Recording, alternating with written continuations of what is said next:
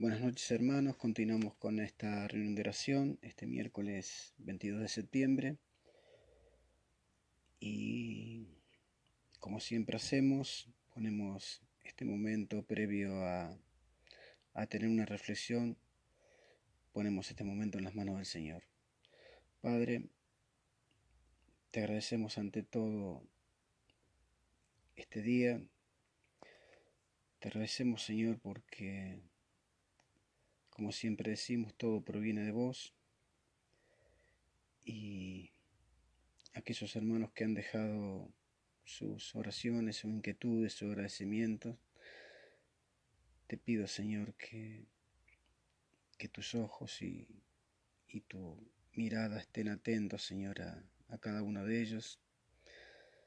Te pido Señor que tengas compasión de nosotros. Te pedimos perdón por nuestras faltas Señor. Te pido que tus ojos, como dije recién, estén atentos a cada pedido de oración, sobre todo aquellos relacionados con problemas de salud, Señor, que nos inquieta y que a veces nos inmoviliza. Señor, te lo pedimos para que todo sea para la honra y gloria de tu nombre y para tu reino, Señor. En el nombre de Jesús. Amén. Bien, hermanos, vamos a tratar de tener una breve reflexión.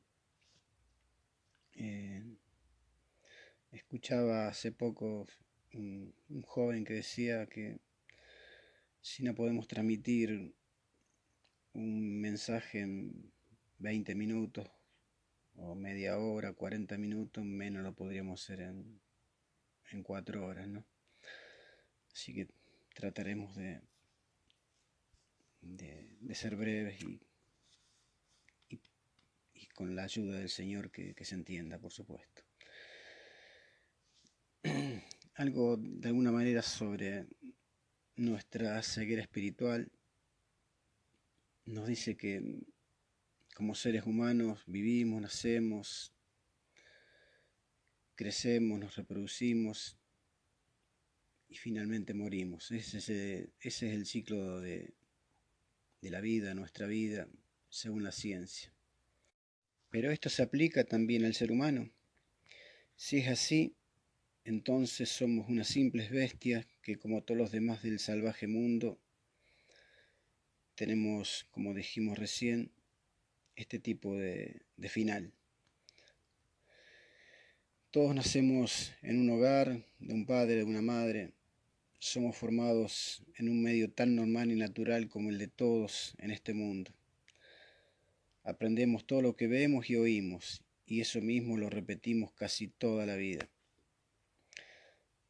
En este ciclo de la vida nos enseñan a estudiar, a trabajar, nos transmiten costumbres, reglas, tradiciones y demás, que según la sociedad son suficientes para vivir una vida, si se quiere, buena en este mundo.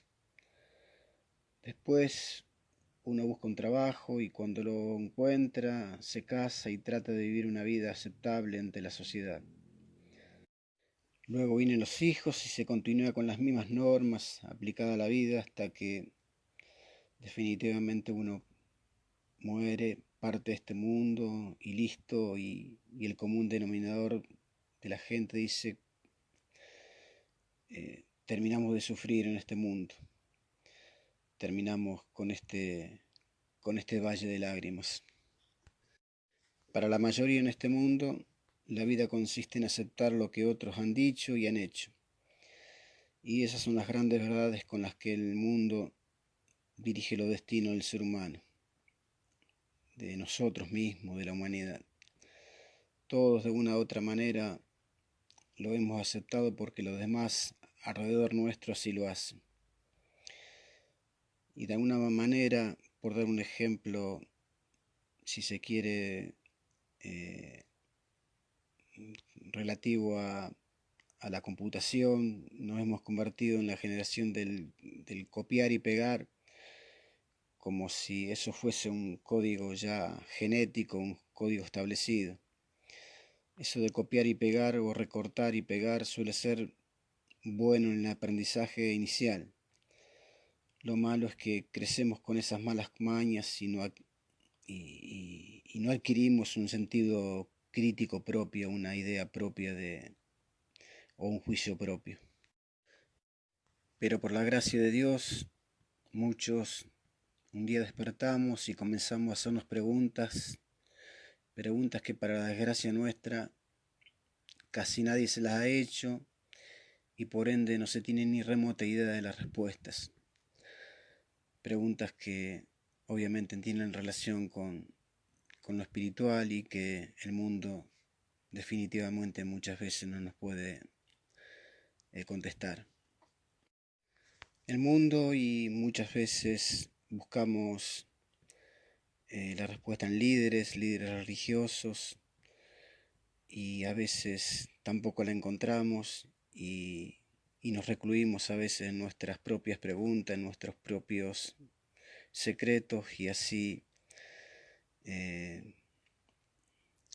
continuamos sin respuestas, sin las respuestas que teníamos antes de iniciarnos en el camino espiritual, en el camino del conocimiento del Señor. Y así de alguna manera seguimos siendo inconscientes y elegimos vivir una vida que no nos agrada. Por ende, si no nos agrada a nosotros, no agrada a nadie. Y como decía antes, al principio, solo somos como bestias que estamos para crecer, engordar y luego ser sacrificados. Pensamos que eso es todo porque solo vemos una parte de algo que creemos, una parte de la realidad. Y vivimos sacándole el cuerpo a la verdad de lo que no vemos para no afrontar que somos más que meramente animales y así no tener que esforzarnos por agradar a nuestro ser interior que nos exige y nos acosa con su insatisfacción con el mundo actual. Pasamos, es cierto, ratos amables y disfrutamos el caminar acompañados, pero un buen día, cuando nos llaman a cuentas, queremos salir corriendo en busca de alguien que nos dé una mano para poder cruzar al otro lado donde todo es mejor, donde todo es más grato y simplemente para salvarnos del lado peor. Nuestro criterio espiritual es ciego y sordo y sin tener la más mínima idea a veces de las posibilidades que Dios nos ofrece. Y aún así creemos saber tomar buenas decisiones e invertimos todos nuestros recursos en empresas que ni siquiera existen, porque son solo de papel, pero que todos, vos y yo, muchas veces hermanos, estamos como normal. Y lo peor de todo esto es que a veces ni nos inmutamos cuando vemos nuestros errores y muchas veces sí culpamos a otro de nuestras propias desgracias. Muchas veces hemos confiado en personas sin criterio para que decidan sobre nuestras vidas y muchas veces hemos confiado en nuestro propio criterio, que quizás es peor que eso, pero no le creemos a ese ser que nos dio la vida, la verdad y el camino a la salvación, siendo Él, el Señor, la inversión correcta. Como padres fallamos debido a nuestra inclinación por el lado material más que por el espiritual. Y eso se denota muchas veces en la vida de nuestros hijos. Por eso que uno tiene que tener mucho cuidado al juzgar, ya que tendemos a hacer lo mismo que criticamos. Esa necesidad de obtener aprobación solo es buena cuando se trata de hacer la voluntad de Dios. La aprobación de los demás, si se quiere de un ejemplo, es como el agujero de entre los dedos que hacen que el agua se te escape. Esa de alguna manera sintetiza la aprobación de los demás. La capacidad para conseguir cualquier cosa se va perdiendo cada vez que buscamos la aprobación de otros. Creo que la única forma de crear nuestra realidad esta realidad que a veces nos agobia, es vencer la corriente de forma consciente y embarcarnos en un camino al que nada es fijo, es aceptar el cambio y caminar junto a él. Cuando hablo de aceptar el cambio, significa aceptar el cambio definitivo de apoyarnos en las manos del Señor. Pasarán los años y un día nos plantearemos si tomamos las decisiones correctas en cuanto a la vida y si hemos dedicado el tiempo para hacer aquello que realmente nos hace sentir vivos de verdad. Este es un camino sin duda largo que a veces se vuelve tortuoso. Sin duda que habrá momentos malos y uno deberá poner el empeño suficiente para no salirnos del camino. En el Antiguo Testamento todo era por ley, y lo escrito en la ley era la ley. Quien se saliera de ella simplemente moría. Asimismo Dios, nuestro Señor, respondía por su pueblo frente a todo aquel que quisiera hacerle daño, siempre y cuando, claro está, su pueblo se mantuviese fiel y obediente a su ley. Un día creo que al ver Dios que su pueblo cumpliendo leyes no alcanzaba la salvación, que morían bajo esa ley esperando su redención, le dio la solución de una vez y para siempre. Y todos recordamos, y muchos de nosotros recordamos seguramente el pasaje de Juan 3:16. Ese de tal manera amó Dios al mundo nos habla de un Cristo que nos abre un camino nuevo y diferente para ir precisamente al Padre y encaminar nuestra vida, nuestro camino. Pero ¿cómo hallar a este Jesús, a este Cristo, a este Salvador? Sin duda que tenemos que ser cuidadosos con quién vamos, a quién seguimos. Muchas veces, y hablando de hermanos, de iglesias, de congregaciones, muchas veces nos agarramos del primer tronco que baja por la corriente y no podemos estar ahogando más rápido que de lo que pensamos. Es mejor esperar un poco hasta que Dios mismo dé respuesta muchas veces a nuestras inquietudes. Y esto, cuando digo esperar un poco, significa poner una pausa muchas veces a nuestras preguntas, a nuestras inquietudes espirituales y descansar en el Señor con todo eso. Los malos deseos, que son la base de nuestras tentaciones, proceden sin duda de nosotros. Nada hay fuera del hombre que entre en él, que le pueda contaminar, decía el Señor, pero lo que sale de él es lo que contamina. Y sin duda que muchas de las cosas que salen de nosotros, de nuestra boca, es totalmente opuesto al Evangelio de Cristo. Sabemos que en la actualidad se predica más sobre prosperidad financiera o cómo alcanzar el éxito y muchos otros temas que motivan y se llenan templos y estadios y a veces el líder espiritual simplemente es alguien que busca, si se quiere, la talla o la fama internacional. Cristo mismo citó recurrentemente ejemplos de esto durante su ministerio. Allí en Isaías 29:13, precisamente Isaías, que profetizó sobre la venida del Señor, dice: porque este pueblo se acerca a mí con su boca y con sus labios me honra, pero su corazón está lejos de mí, y su temor de mí no es más que un mandamiento de hombres que le ha sido enseñado. Este Isaías llamaba la atención sobre la hipocresía del pueblo, de cómo ellos solo reverenciaban a ese Dios en apariencia, pero sin duda que no era ese el objeto de su amor y devoción genuina. Pero claro, ocurría algo en ellos. No podían ver su situación, no discernían su crítico estado delante de Dios y esa deplorable ceguera. Sí, claro, estaban ciegos y no físicamente. Ellos estaban pasando por un periodo de ceguera espiritual. Habían perdido esa pasión por Dios, ese amor a Dios con toda su fuerza, con toda su mente, corazón y alma. Había disminuido hasta el punto de casi desaparecer. Y vaya si hablando de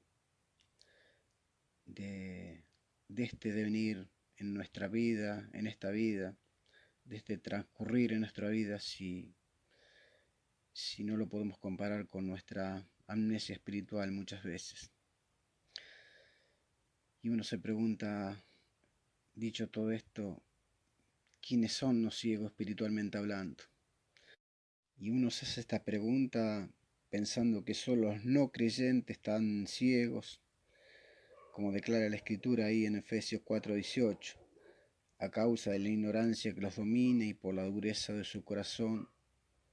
Estos tienen oscurecido el entendimiento y están alejados de la vida que proviene de Dios.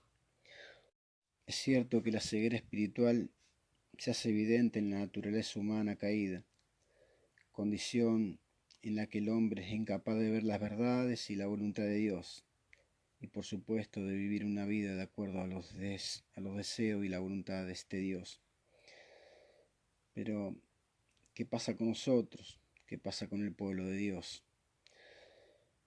La Escritura está llena de narraciones en las que vemos al pueblo de Dios pasar por estos tiempos de oscuridad, tiempos en los que no eran capaces de ver la vida de la misma manera que Dios, tiempos de no comprender la palabra de Dios, las cosas espirituales, tiempo de insensibilidad a la palabra, de una práctica prolongada de pecado. A todo esto y más uno se refiere cuando habla de alguna manera de ceguera espiritual. Ceguera espiritual que seguramente no vamos a solucionar con un par de buenos anteojos, con un par de buenos lentes. Y así uno se pregunta cómo transcurre nuestra vida diaria, si somos conscientes de esa ceguera espiritual, si meditamos precisamente en la palabra de Dios o si le dedicamos el tiempo suficiente para orar, para bendecir, para encontrar en Él esa sabiduría perdida, esa revelación que muchas veces dejamos de lado, o solo oramos a Dios por nuestras necesidades y el deseo del diario vivir. Muchas veces nos estancamos en una determinada práctica religiosa y aseguramos que eso es suficiente para llenarnos espiritualmente. Ejemplo, si voy, como siempre decimos, domingo a la iglesia, si diezmo, si ofrendo. ¿Nuestra vida espiritual y general produce frutos reales o el pecado, como predicaba el pastor de alguna manera el domingo, es algo común en nosotros? ¿Cuáles son, como decía precisamente el pastor, nuestras evidencias? ¿Cómo se está mostrando este mal en nosotros? ¿Quién es nuestro guía? ¿A quienes seguimos? ¿En manos de quién a veces tenemos la tentación de caer? ¿Qué dicen los demás de nosotros? ¿Es cierto lo que dicen los demás de nosotros? Tal vez, mi hermano, seamos personas piadosas, o quizás los primeros en llegar, realicemos labores para el templo, para la iglesia, pero estos podrían estar siendo simplemente, como decimos muchas veces, actos externos. Si miramos adentro, dentro nuestro, ¿qué encontraríamos? ¿Amor a Dios o deseos de que Dios le conceda las peticiones de nuestro corazón, a nuestra vida, a nuestro cuerpo, a nuestras necesidades? Sin duda que no podemos hablar de ceguera espiritual y mirar al costado. Hablar de ceguera espiritual y no mirar nuestra relación con Dios y delante de los demás. Dios, mi hermano, ya lo sabe todo. Él sabe si está pasando por este mal, si estoy pasando por este mal, y es al único que nos podemos engañar. Entonces creo que debemos aceptar nuestra condición y si debemos abrir los ojos, despertar del sueño y vivir realmente de acuerdo a esa voluntad del Señor. Y pedir que el Señor en este paso nos ayude, nos dé guía. Y sin duda que si estamos pasando por este tiempo en nuestra vida, tengamos en cuenta que si no despertamos a la realidad, Dios llamará nuestra atención. Dios siempre nos da una nueva oportunidad y esta oportunidad es para que nos humillemos siempre delante de Él, de su poder, de su sabiduría perfecta. En ese supuesto acto de adoración a Dios, seamos sinceros y pidámosle que nos convenza con su Espíritu Santo, que nos dé esa pasión y devoción por Él. Nuestra vida exterior debe estar en consonancia precisamente con lo interno, con nuestra vida interior. Dios no quiere simplemente estudiosos y sabios en la palabra, sino que a más de eso quiere hombres y mujeres sencillos y humildes que necesiten conocer más al Señor, al Dios, ese Dios que nos muestra al Hijo, al Cristo de la gracia, pero también al Señor de la obediencia. Aprender a amar, sin duda que es una larga experiencia. Amar y hacer misericordia, a frenar nuestra lengua para no murmurar, para evitar la mentira y los engaños, para poder pedirle al Señor que limpie nuestros ojos y que nos ayude con nuestra ceguera espiritual. Asimismo, Dios tenga misericordia de todos los que hemos recibido el llamado de Dios y podamos evitar caer en el fariseísmo y así podamos precisamente amar de alguna manera como el Señor.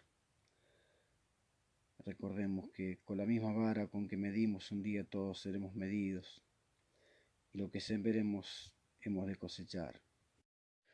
Para concluir, mis hermanos, les voy a dejar un par de versículos que nos ayudarán